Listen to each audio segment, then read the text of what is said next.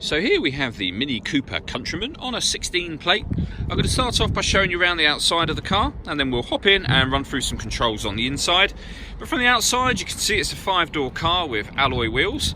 Let's start off inside the boot and then work our way around the rest of the car from there. So as we approach the boot, you'll see we've got reversing sensors, plenty of boot space as well, along with those 3 individually folding rear seats. The rear seat also slides forwards and backwards in 2 separate sections. That's to either give you more boot space or more rear passenger legroom. Okay, so we're just going to work our way back round to the front of the car and then we'll hop in and run through some controls on the inside. But now that we've done a full circle of it, you can see it's in excellent condition the whole way round.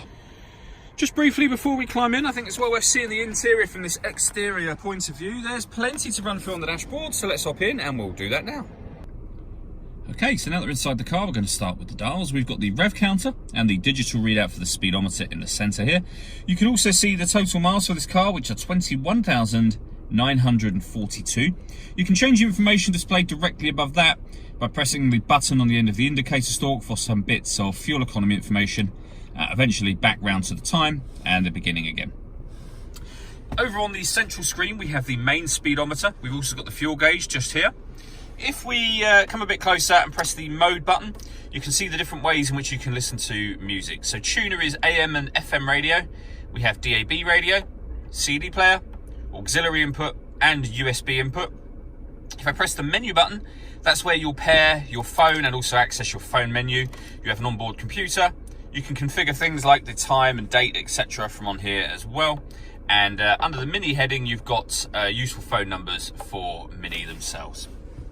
Working our way down, we have the CD player and then the climate control. So you can adjust the fan speed on the left here, temperature on the right. You can determine where you'd like the air to be distributed.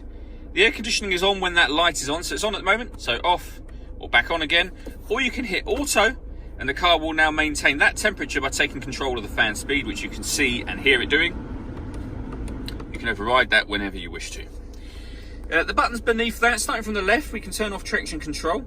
This one turns off the stop and start. So this car is designed to cut out when it's stationary in traffic to save you fuel. That system is now off. That will lock the car doors from the outside. And this one turns on the front and rear fog lights. At the bottom here, we've got 2 cup holders and a 12-volt charging socket. A 6-speed manual gearbox, and then the auxiliary and USB inputs that I mentioned a moment ago. All that leaves me to say is thank you for taking the time to watch this video. If you'd like to come and see the car in person and have a test drive, please feel free to call any of our MJA sites. We'd love to hear from you soon.